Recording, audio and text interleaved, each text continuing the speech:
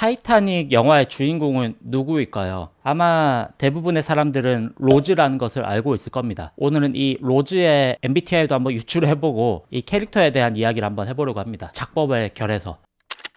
당대 최대 크기의 유람선이라는 타이타닉이 만들어졌고 1등 객실의 귀족 신분의 여성인 로즈, 그리고 가장 아랫 단계 객실인 3등 객실의 승객인 잭과의 로맨스 이야기인 거죠. 하지만 그 로맨스는 표면적인 이야기일 뿐 사실은 이 로즈라고 하는 인물의 성장 서사 드라마에 가까운 이야기라고 볼 수 있습니다. 시대를 대략적으로 보자면 1912년도쯤으로 나오는데 선원들은 영국 사람들, 미국 사람들로 이루어져 있고요. 영화에서 잭의 직업이 화가고 로즈도 아주 그림에 관심이 많은 인물로 나오는데 이 시기가 후기 인상파 시대란 말이죠. 여러분들이 잘 알고 계신 반 고흐나 피카소들이 주로 활약했던 시기죠. 작품 내에서도 피카소 이야기가 나오긴 합니다. 그 당시에는 유명하던 시기는 아니라서 로즈의 약혼자는 무시를 하지만 로즈는 화가를 보는 눈이 있기 때문에 피카소의 가치를 잘 알아보곤 하죠. 입체파라고 하는 추상적인 표현이라고 하는 것을 만들어낸 이 화가의 화풍 자체가 사실 로즈의 내면을 보여주는 장치이기도 하다는 생각이 들었는데요. 사실 입체파나 추상화라고 하는 게 지금도 초등학생들 이상하게 그려놓고 못 그린 그림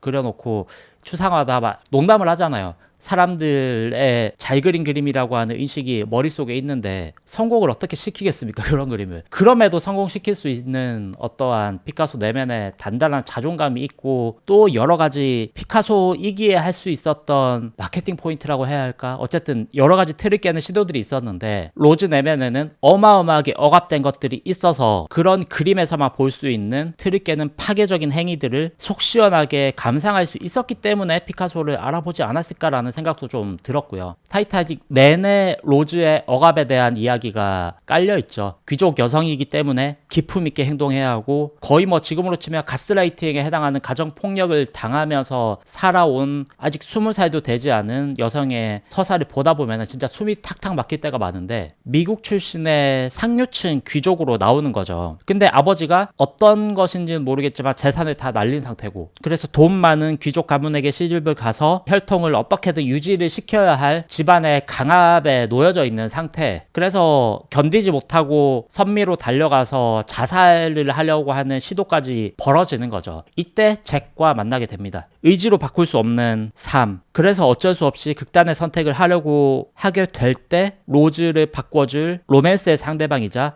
인생의 멘토이기도 한 잭을 만나게 된단 말이죠. 잭의 만남은 로즈의 삶에서 사랑을 싹 틔우는 계기이기도 하지만 시대가 강요하는 귀족 여성으로서의 모든 억압과 틀을 깨부실 수 있는 자유의 싹을 틔우는 순간이기도 합니다. 그래서 선미에서 만난 둘은 배의 저기 아래 3등 객실에서 파티를 하고 또 선수에서 희대의 로맨스 장면을 찍기도 하고 여러 가지 이 배의 높낮이, 종과 횡을 누비면서 각 자리마다 위치한 어떠한 은유를 포함한 연출들을 하고 있는 거죠.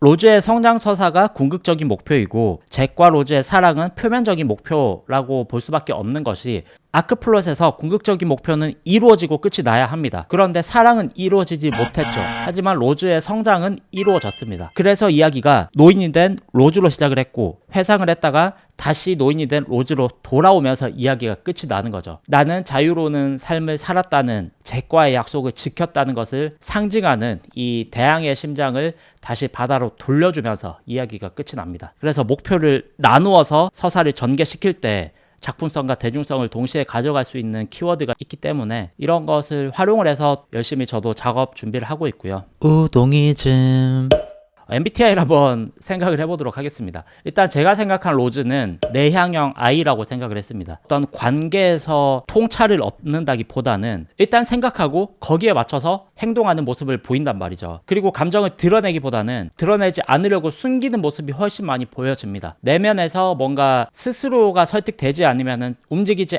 않는 인물로 보인단 말이죠. 마지막에 잭이 갇혀있는 지하로 내려오는 사슬을 끊어주러 내려오죠. 도끼를 들고. 그 모습이 로즈의 성장 서사에서 커다란 포인트라고 생각을 하는데 내면의 갈등이 끝났다는 거죠. 그래서 나는 잭을 구해야겠다라는 생각을 합니다. 내가 살 수 있는 구명정이라는 물리적인 삶을 버리고 정말 자유를 찾아서 잭을 향해 지하로 잠수를 해가면서까지 내려가는 거죠. S와 N에서는 저는 직관형 N에 가까운 인물이라고 생각을 했어요. 당시에 유명하지도 않은 피카소를 알아보는 감각, 이게 일단 되게 뛰어났고 오감을 통해서 가치를 알아보는 능력이 있어 보였습니다. 잭의 그림을 보고 감각적인 어떠한 쾌락으로 생각하고 있던 화나 이런 것들이 모두 다 싹 사라져버린 모습도 보여주거든요. 초창기 잭과의 만남에서. 그래서 아주 직관형에 가까운 N이라고 생각을 하지만 그럼에도 당시 시대적 관례에 따르려고 하는 경향이나 거기에서 벗어날 수 없는 모습을 보여주는 것, 하지만 그럼에도 또 새로운 시도를 하려고 노력을 하는 것, 뭐 이런 모습들을 봐서 두 가지 다 성향이 있는 것 같긴 한데 S에 가까운 N이 아닐까라는 생각을 합니다. 뭐 어쨌든 한쪽으로 치우쳐 보이진 않고요. 이 경우에는 T와 F에서는 명확하게 F라고 생각을 하고요. 왜냐하면 엄마에게 감정이입을 해서 본인의 삶을 희생하는 모습, 그리고 잭의 무례한 행동에도 기분은 나쁘지만 또 그 사람이 해주는 이야기를 듣다 보니까 감정이입이 돼서 거기에 푹 빠지고 서로 간에 감정을 교류하는 모습들, 이성보다는 감정형 인간에 가깝다는 생각이 들었고요. P와 J에서는 P라고 생각을 했습니다. 사실 자유를 추구하고 싶지만 집안의 상황이 그러하다 보니까 어쩔 수 없이 융통성 있게 행동하려던 것이 여기까지 온 것처럼 보이고, 또 뭔가 체계적으로 삶을 착착착 만들어가는 인물이라기보다는 환경에 따른 변화를 계속 보여주는 인물로 해석이 됐거든요. J라면 좀 더 목적지향적인 그런 캐릭터여야 하는데 삶을 즐기려는 형태를 보다 보면은 아무래도 J보다는 P에 가까운 인물이 아닐까라는 생각이 들었습니다. 그래서 종합하자면 INFP라고 생각을 합니다. 그 MBTI 해설에 따르면은 뭔가 차분하고 창의적이고 낭만적인 성향이 있지만 내적 신념이 있는 열정적인 중재자 유형이라고 나와 있던데